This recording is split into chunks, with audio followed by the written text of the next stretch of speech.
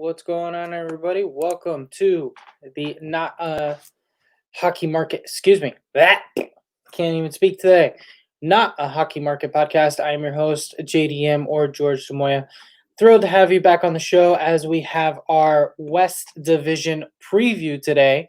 Also, just finished up earlier today on the Final Score show at PCN Final Score on YouTube and on Facebook, where we got to talk NHL preview. We got to talk NFL Wild Card Weekend and all the craziness that's going on with the sports, including a phenomenal rant from our boys over at the Final Score from a good friend of ours, Mr. Chris Wilson, about the college football playoff and what garbage it absolutely is.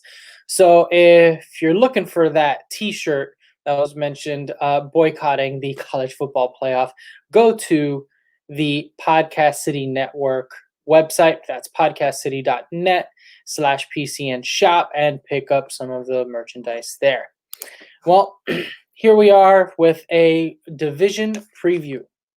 So we're talking about the West Division this time around, and welcome to the Not a Hockey Market podcast. I am your host once again, JDM, and we are thrilled to bring you all the information about the NHL as we hyper-focus on those NHL cities that are claimed to, be not a hockey market.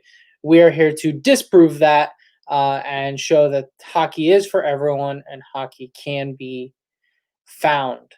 Fans can be found everywhere and anywhere, even all the way down in South Florida where it's 85 degrees constantly. So with that being said, definitely want to make sure that you guys follow us at all of our social media channels. There you see them below, at 90 Miles Media, at Couch Dads Podcast, at Podcast City Net, and at PCN Final Score. Same goes for Facebook and for YouTube. So be sure to subscribe to our YouTube channel. All you got to do is go and search 90 Miles Media on YouTube, click subscribe, and get all Not a Hockey Market podcast content, as well as some other stuff, including stuff with Final Score, PCN Final Score, Podcast City Network, and all of our other affiliates. So be sure to subscribe and follow all of our different channels. All right, so the West Division preview is up, and that's what we're going to be starting to talk about today. Teams involved with the West, you have your Anaheim Ducks, the San Jose Sharks, the Vegas Golden Knights, Colorado Avalanche, Dallas Stars, Los Angeles Kings, and the St. Louis Blues. That is what the division has been made up as for the West. For starters, we have to definitely talk about the elephant in the room. The Dallas Stars had 8 players/staff members test positive for COVID-19. So the January 13th season opener start date has been pushed back to January 19th for them. Very interesting and very smart decision done by the NHL, because what they wanted to do is make sure that that team gets quarantined and they don't have to worry about those guys. Well, the Dallas Stars were supposed to start the season opener against my Florida Panthers. So then what? The Florida Panthers now also have to wait till the 19th to get their season going? No. NHL rearranged a few things, and the Florida Panthers will actually start their season on the 15th, I believe it is, against the Chicago Blackhawks. So 2 teams won't be punished for the fact that 8 players and staff on the Dallas Stars ended up testing positive. So they focused on quarantining that team, pushed back their start date, but made sure that everybody else's business went as per usual. So excellent decision by them, by the NHL, really making sure that they find a way around it, find a way to stick with that. And now we're going to definitely get into what we're dying to get into, is our West Division preview. In the West, it's really a 3-headed race right now. It's been a 3-headed race for quite some time. As soon as this division was announced, you started looking at it, and everybody was freaking hyper-focused on the Colorado Avalanche, the Vegas Golden Knights, and the St. Louis Blues. That 3-headed race in that division is really what it is all about. There's no other fucking way around it, man. There's just no other way to put it. You're looking at, in my opinion, it'll be the Colorado Avalanche ending as the 1 seed in the West Division, as along with the Vegas Golden Knights at 2, and then the St. Louis Blues at 3. The Vegas Golden Knights is the first team I want to definitely discuss here today, and that is the Vegas Golden Knights continue to have, excellent luck with their damn fucking expansion draft. And they still completely have such a great duo in Marc-Andre Fleury and Robin Lehner. It looks like Robin Lehner will be able to start the season. He was recovering from an injury, but it looks like he is back to playing. On top of that, Marc-Andre Fleury and his publicist that had that stupid knife in the back BS during the playoffs, that hasn't been talked about at all. They're going into this season like it's all good. Like everything is fine with that duo and with that tandem.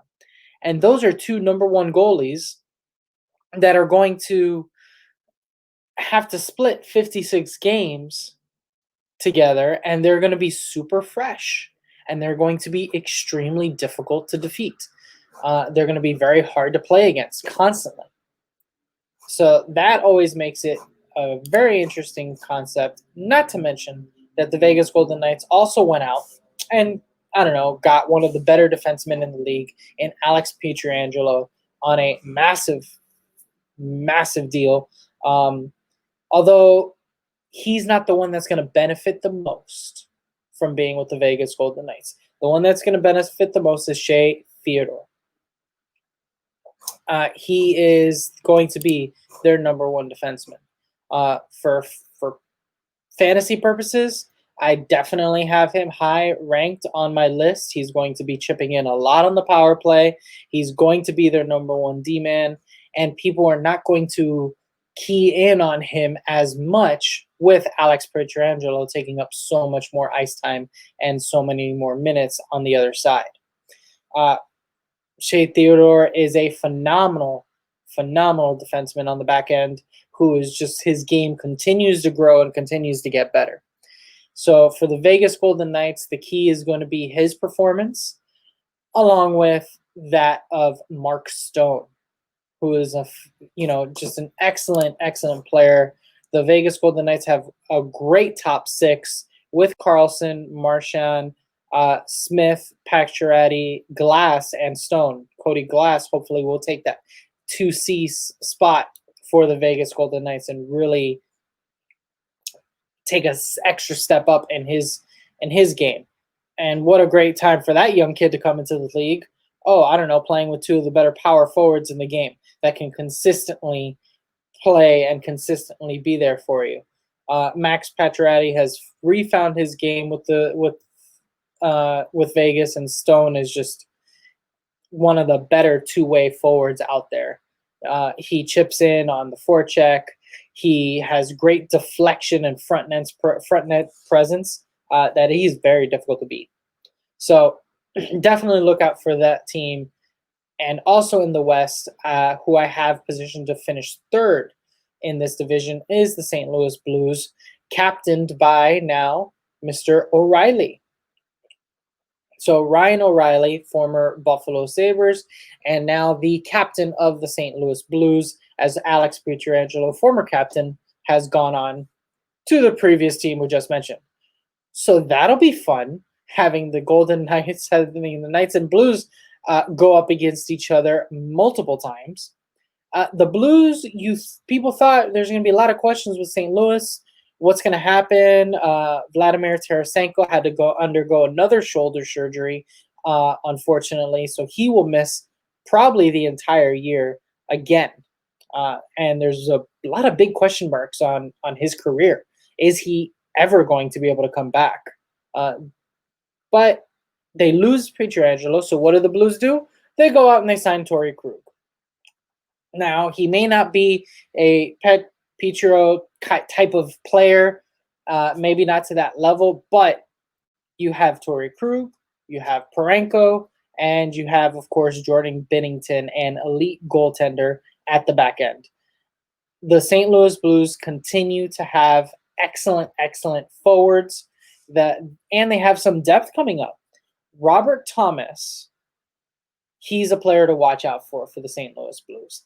A big forward that has great hands in front of the net and in tight places. He can definitely make a difference and probably take a huge step forward this year. Not to mention David Perron and, I don't know, they just went out and found a 30 goal scorer on a PTO, for fuck's sake, and Mike Hoffman, who will put in 20 goals on the power play just for fun. So he will be taking over at the Tarasenko spot, probably play on the third line and on the first power play unit. So that power play is also going to be extremely difficult to beat. So I have them slated in at 3. And at number 1, I do have the Colorado Avalanche. This team is just deep as balls. I mean, it's just so bad. I mean, come on, man. This fucking team is going to be disgusting. Avalanche are my favorite to win the Stanley Cup outright. And how do you argue that? They are easily the favorites with one of the best lines in hockey with Nathan MacKinnon, Rantanen on the right side, and Landeskog on the left. You add in a very steady top 6, top 9 forward like Brandon Saad. Tyson Jost, who has come into play, a pest of a freaking player, and Kadri, and an excellent highlight duo of Samuel Girard and Cale Makar on the back end. Cale Makar is going to be in the running for the Norris Trophy this year. He just continues to increase his play. He continues to be trending upward, and his potential continues to get higher. So the real question is how much more potential is this guy going to have? Not to mention that if you were watching the World Juniors at all, congratulations to the United States. Hell yeah for the U.S. coming away with a victory, 2-0 shutout victory over Canada. But if you watched any of the other games, one of the big stars of the World Juniors was defenseman Bowen Byram, a 6th overall pick, I believe it was, for the Colorado Avalanche, and he is NHL ready. And not only is he dynamic offensively, but he also has a very long reach. He closes in fast on you, and he can bang pretty damn hard in the defensive zone. He's going to make this squad on top of what they already have defensively. So you have Samuel Girard, you have Cale Makar, you add Bowen Byram to that back end. They are extremely deep, the Colorado Avalanche are. They are a whole team that can beat you from top to bottom. They have grit. They have a great goalie duo on top of that.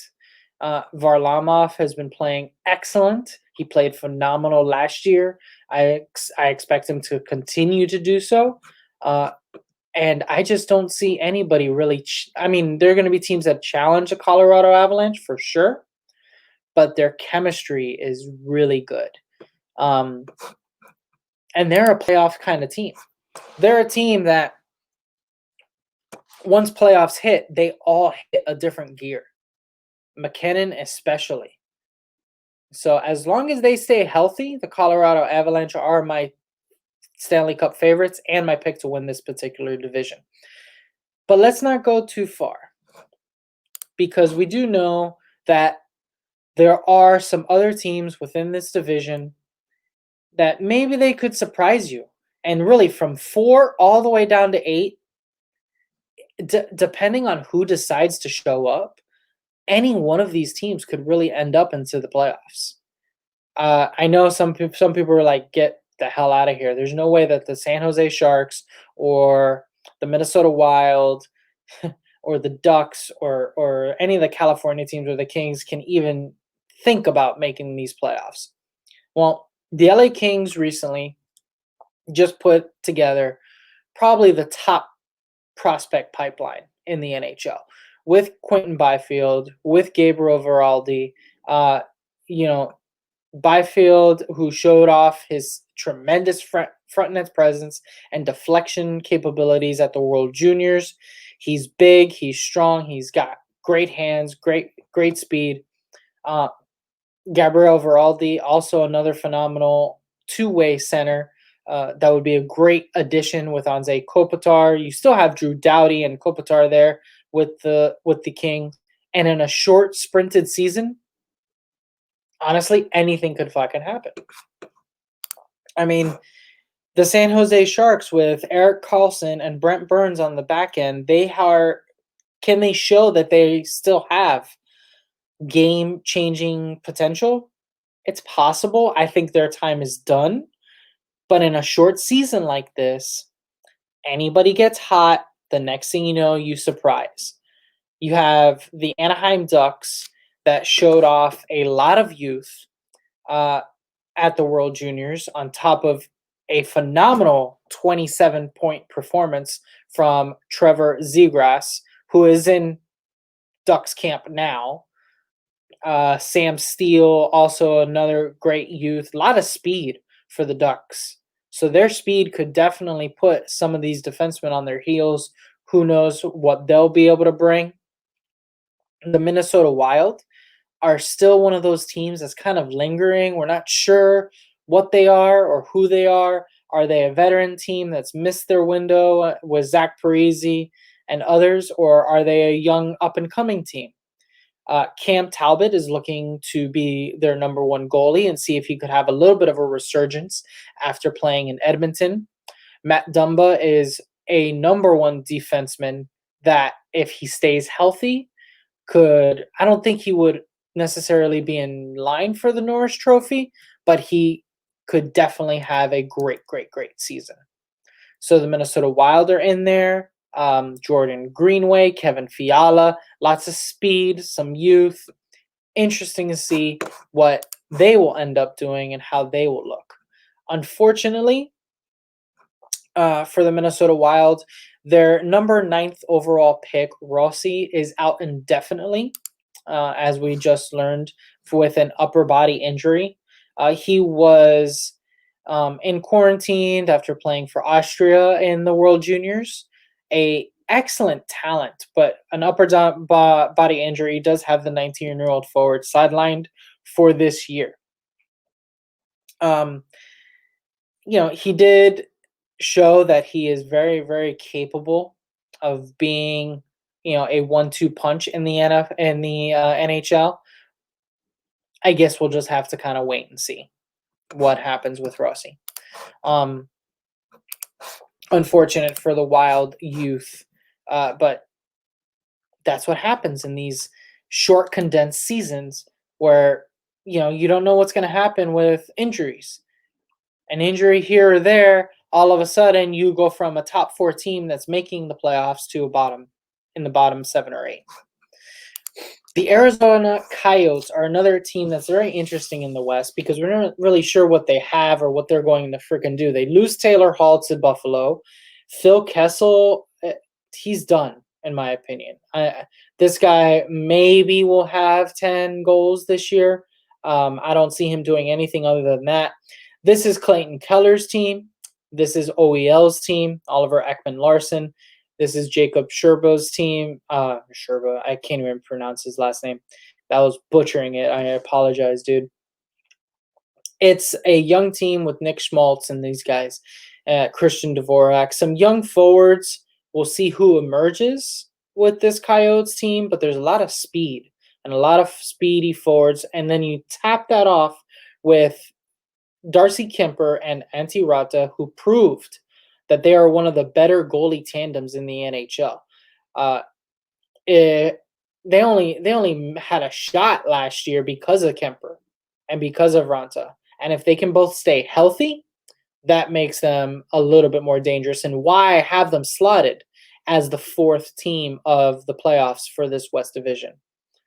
So to quickly wrap up, in our West Division preview, I do have the Colorado Avalanche finishing 1, the Vegas Golden Knights at 2, the St. Louis Blues over there at 3, the Arizona Coyotes at 4, Minnesota Wild at 5, the Ducks at 6, San Jose Sharks at 7, and the LA Kings at 8. Of course, early season preview. Even though we're talking about that the season is a few days away, who's to fucking tell? Because you really don't know when it comes to it, man. You really don't fucking know. And that's what I love about the hockey season and what I love about the NHL is that sometimes you're not even sure what's going to happen. You take a shot in the dark and you say, "Hey, maybe this will happen, maybe this won't." Not really completely sure, but let's fucking find out. So, want to make sure to let you all know that, for starters, Not a Hockey Market Podcast is a proud member of the Podcast City Network. Podcast City Network has over 19 independent podcast members across all genres of podcasting. So you can find PCN on all the major social media platforms. Go to facebook.com/Podcast City Network or Twitter @Podcast City Net. Also on YouTube, be sure to subscribe to the channel by putting in the keyword search Podcast City Network. So be sure to be a part of our Podcast City crew and all that kind of stuff and get all your content there. Thrilled to have you here on Not a Hockey Market Podcast. And I have a nice little announcement for you. As we release this particular video, this was our West Division preview. I wanted to keep it short and concise because guess what? Hockey season is right around the freaking corner. We already have all kinds of slated games going on for you guys. Just off the bat, on the 13th, sit down, grab your whiskey, grab your scotch, because it's going to be one hell of a day. On Wednesday, we're going to start early with the Pittsburgh Penguins visiting the Philadelphia Flyers at 5:30 on NBCSN. The Canadiens will play the Maple Leafs at 7 p.m. Blackhawks versus the Lightning, the Stanley Cup champs, at 8 p.m. on NBCSN. The Canucks will visit the Edmonton Oilers, and the St. Louis Blues will go up against the Colorado Avalanche at 10:30. So right off the fucking bat, you have you have games like that every single day. Can't complain about that one fucking bit, if you ask me. So just so you know, and to give you a little bit more time, I'm going to let you guys know to be sure follow us on all of our social media channels that are there. And a couple quick news breaks for you. Turns out that forward Matthew Barzal agreed to a 3-year contract with the Islanders. The restricted free agent center, he led New York in scoring last season. Unfortunately, I don't think the terms have been disclosed just yet, but it seems to be a pretty cheap fucking deal. All right. This guy, he led the Isles with 60 points last season. He had 19 goals and 41 assists in 68 games. 17 points in 22 Stanley Cup playoff games. His style of play doesn't even fit the Barry Trotz system. This guy would easily be in the 100-point range if he was in any other system. They did come to a agreement for a 3-year deal, and the exact terms, I don't know them right now. I'm sure they're going to be released here in the next few hours or whatever it is, but I'm not sure what the exact terms are, but I am hearing, and it's rumored, that it's a cheap fucking deal, and that basically he's not getting paid nowhere near William Nylander 6.8 a year status. So it looks like the Isles are coming away with some highway robbery there and get one hell of a fucking deal on that. So, big announcement for you guys. Later on tonight on our YouTube channel at 90 Miles Media, the NHL Fantasy Draft will be held.